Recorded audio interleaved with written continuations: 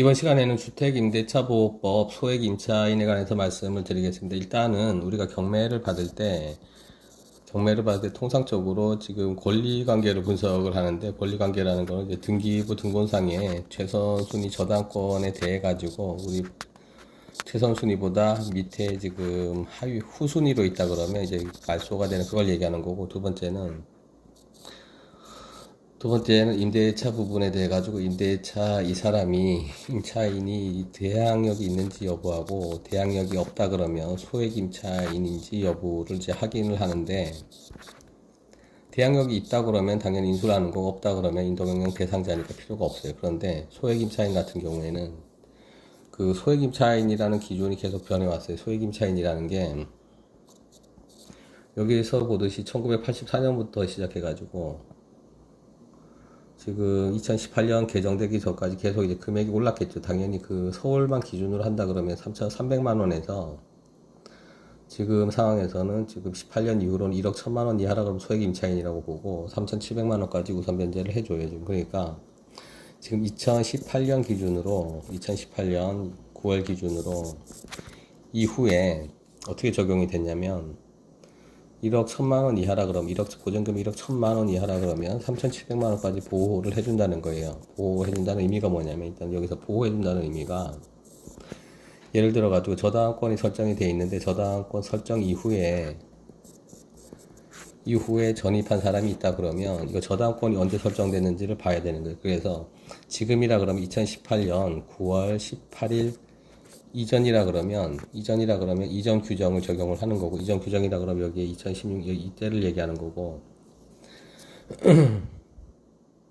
이후라 그러면 이제 아까 서울을 기준으로 한다 그러면 1억 1천만 원 이하라 그러면 3,700만 원까지는 최우선 순위로 보호를 해준다. 근데 최우선 순위라는 게 뭐냐면, 여기서 보듯이 우선 순위라는 게 보통은 배당을 하게 되면 일단은 경매 비용을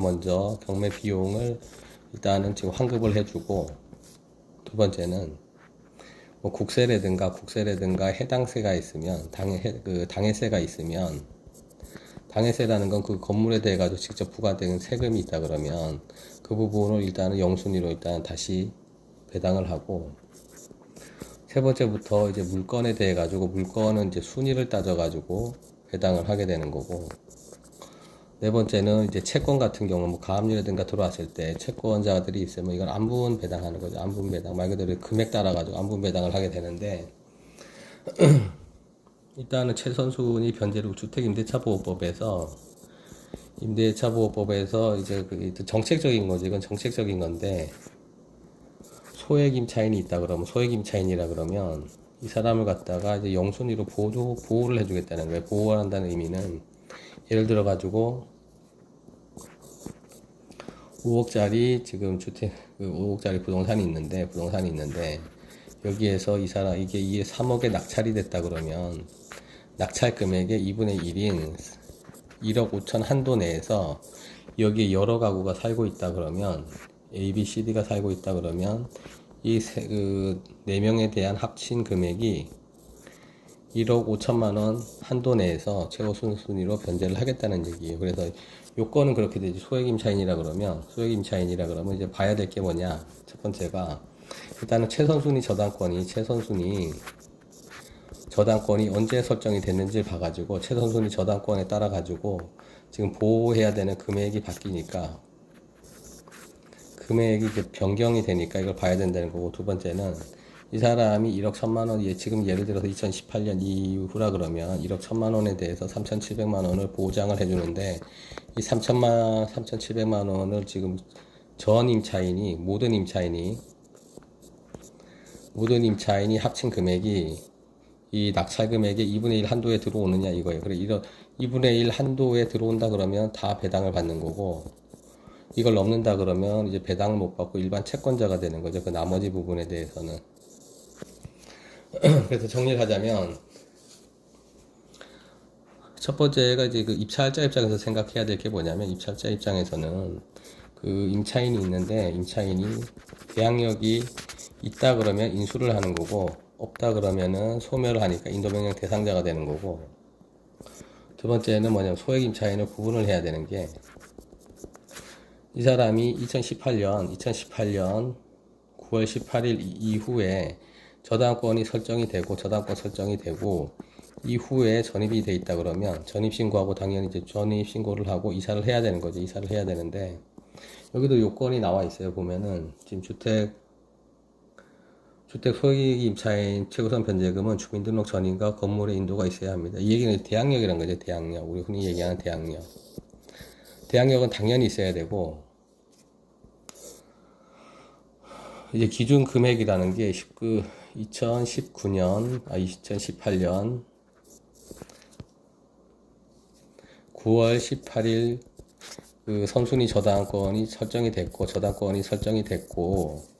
이 이후에 전입 신고를 했다 그러면, 전입 신고하고 이사를 했다 그러면 대항력이 생기는데, 1억 1천만 원 이하다, 서울에서 1억 1천만 원 이하다 그러면 3,700만 원에 대해서는 일단은 지금 그 최후 영순위로 변제를 해주겠다. 그 얘기 정책적으로 이제 만들어진 얘기니까 그렇게 해주겠다는 얘기고, 예를 들어 가지고 저당권이 이런 경우 있어요. 저당권이 최선순위 저당권이 2014년도에 1월 5일 날 이제 설정이 됐다 그러면 여기서 찾아봐야 된다는 거예요. 여기서 2014년 서울이라 그러면 9,500만 원 이하는 3,200만 원까지, 9,500만 원 이하면 3,200만 원까지 최우선으로 해주겠다. 그러니까 지금 중요한 건 뭐냐면 저당권을 설정한 시점을 기준으로 하는 거지, 임차인이 전입을 했다든가 대항력을 갖춘 날 기준으로 한다는 게 아니에요. 이게 여기서 헷갈리는 부분이 많은데 그렇게 정리를 하면 되고, 그러니까 입찰자 입장에서는 볼 때 중요한 건 뭐냐면, 일단은 임차인 같은 경우에는 아까 말씀드렸듯이 임차인이 대항력이 있다 그러면, 대항력 여부에 따라 있다 그러면 인수를 하고, 없다 그러면 이제 인도명 신청해서 퇴거를 시키면 되고, 그 중에 소액 임차인이 있다 그러면 이 사람을 어떻게 내보낼 것인가. 그럼 이 사람도 이거에 중요한 거는 전세 계약을 할 때 분명히 뭐 중개인 통해 가지고 했겠죠. 중개인 통해 가지고 했을 건데, 이런 상황이라 그러면 여기서 저당권이 설정이 언제 돼 있는지를 보고, 그러고 내가 지금 얼마를, 만약에 전세가 1억이라 그러면 1억에 돼 가지고 배당을 못 받을 확률이 많아요. 그렇게 되면 차라리 보증금을 3,700으로 하고 여기에서 월세를 63만 원으로 하자. 이게 맞다는 거예요. 그러면 적어도 경매에 넘어가면은 3,700원 나 보장을 받고 월세를 내다가 이거를 내는 건 어차피 살면서 내는 거니까 상관이 없고, 이렇게 해가지고 경매에서 낙찰을 이제 배당을 못 받는 경우는 없어야 되니까 이렇게 지금 계약을 해야 된다는 거예요. 중요한 거는.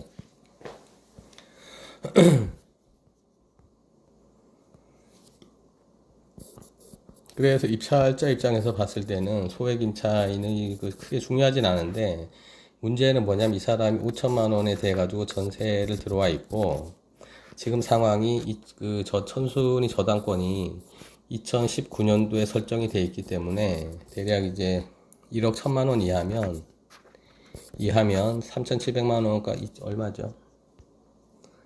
3,700만 원까지는 이제 천선순위로 배당을 받는데, 문제는 뭐냐면 여기서 문제가, 이 사람이 1,400만 원을 이제 미배당을 받게 되면 어차피 이 사람은 그 집주인, 전세 계약을 한 집주인한테, 임대인한테다가 이제 청구를 해야 되는데, 당연히 이 사람들이 경매가 넘어갈 정도가 되면 이제 재산이 없다는 거지. 재산이 없으니까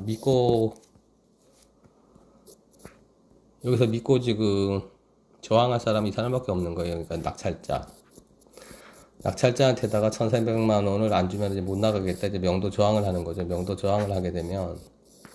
근데 중요한 건 그거, 이 사람도 3,700만 원을 이제 이제 명도를 갖다 안 하려고 할 수 있는데, 3,700만 원을 이제 수당을 해가지고 수령을 하려면, 만약에 배당이죠. 배당을 받으려면 이 사람도 명도 확인서라는 거를 법원에 제출을 해야 돼요. 명도 확인서를. 왜 그러냐면, 법원에서는 이게 명도가 확인됐다는 거를 확인을 해야지, 확인을 한 후에 지금 배당금을 지급을 하는데, 그 낙찰자가 명도 확인을 안 해주면 어차피 이 사람도 배당을 못 받기 때문에 그 명도 확인서가 필요하고, 그래서 명도 확인서를 해주는 지급해주는 조건으로, 명도 확인서를 해주는 조건으로 여기다가 이사비 정도 플러스를 해가지고 이 사람을 이제 명도를 시키는 게 가장 좋다는 거죠. 그러면 그래서 오늘 본 거는 뭐냐면, 일단은 첫 번째가 소액 임차인이라 그러면 우리가 흔히들 알아. 이거는 지금 뭐 소액 어느 기준 금액까지는 이걸 갖다 배당을 최선 순위로 배당을 받는다는 건 아는데 어떻게 지금 배당을 받느냐면 이런 식이에요. 지금 너무 늦게 된 건 없으니까 2016년, 14년, 16년 2년마다 이제 개정이 됐는데 14년도라 그러면 14년도에 최선 순위 저당권이 설정이 돼서 서울을 기준한다면 9,500만 원 이하 보증금에 대해 가지고는 3,200만 원까지 하고 16년도부터는 3,400, 18년도부터는 3,700까지 그러니까 서울 기준으로 그렇고 만약에 예를 들어 가지고 광역시라 그러면 1,900,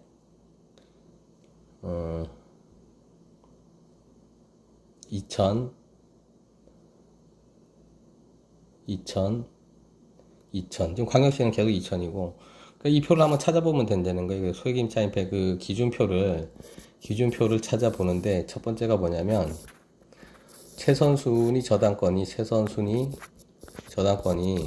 언제 설정이 됐는지 여부를 확인을 하는 거예요. 날짜가 2014년도인지 2016년도인지 2018년 이후인지를 확인을 하게 되면 16년 이후나 18년 이후로 확인이 되면 18년 기준하면 1억 1천만 원 이하는 3,700만 원을 최선순위로 배당을 받으니까 이 사람이 명도를 어떻게 하겠구나, 소액임차인이 어떻게 대응을 하겠구나 이렇게 판단할 수가 있다는 거고, 두 번째는 소액임차인 기준으로는 소액임차인 입장에서는 예를 들어가지고 아파트가 있는데 전세가 7천만 원이에요. 전세가 7천만 원이면 여기에 대해 가지고 3,700만 원에 대해 가지고는 보증금을 걸고 나머지는 차라리 월세를 내는 게 낫다는 거예요. 이거는 최선 순위로 보장을 받고 월세는 내다가 그냥 어차피 소모되는 비용이니까 없고, 그래서 전액에 대해 가지고 이제 배당을 받을 수 있으니까 그런 경우가 있어요. 그래서 지금 가장 문제되는 부분이 그거 이쪽에서 이제 보통은 근린 시설이라고 나오는데 이걸 갖다가 다 쪼개 가지고 고시원을 만들어 놓은 거예요. 고시원을.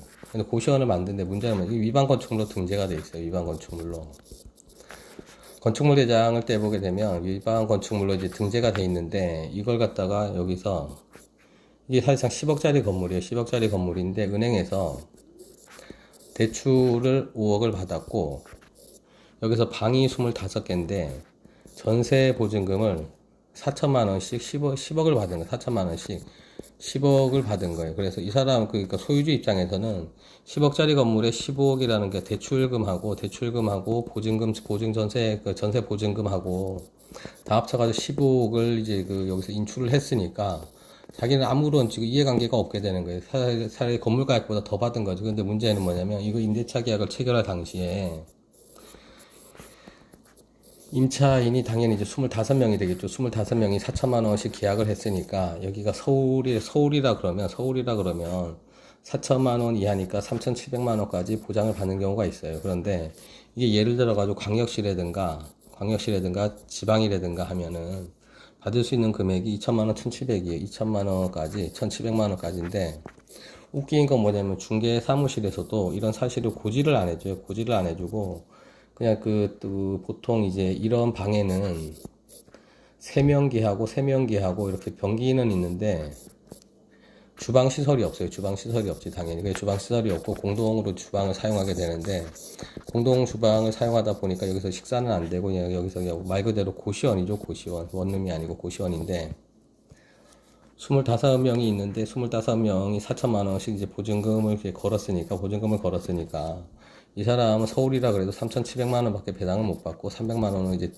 말 그대로 날리는 돈이 돼버린 거예요. 여기서 이제 25명이니까 이 금액만 해도 7,500만 원이죠. 이게 그러니까 원래 이 정도가 됐으면 임대인 같은 경우에도 사기성이 농후한 거예요. 사기성이라는 게 은행에서 5억을 빌렸고 여기서 또 지금 보증금으로 10억을 또 이제 여기서 다 받았으니까 그러고 나가지고 이제 경매를 넘기는 상황이 되니까 이 사람 사기성이 농후해가지고 보통 이제 형사 고소도 해요. 이런 경우에는. 그러니까 지금 첫 번째가 입찰자 입장에서 지금 주택 소액 임차인을 보게 되면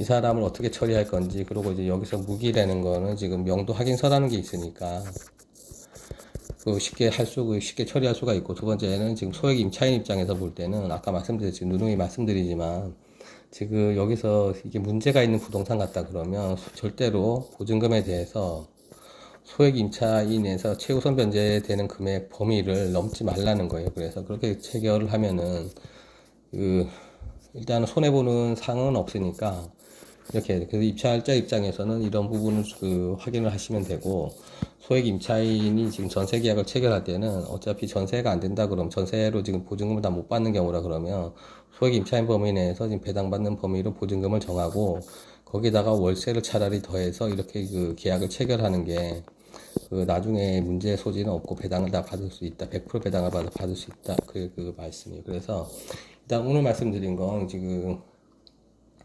주택임대차보호법에 소액임차인이 있는데 이 부분이 어떻게 처리가 되는지, 입찰자 입장에서는 어떻게 처리를 해야 될지, 아니면 소액임차인 입장에서는 보증금 분쟁이 안 생기려고 그러면 어떻게 해야 되는지, 어떤 행위 수칙을 말씀을 드렸습니다. 그래서 이런 부분만 확인이 되면 일단 임차인도 그렇고 경매 입찰을 참가하는 분들도 그렇고 이제 문제가 좀 없어질 것이라고 봅니다.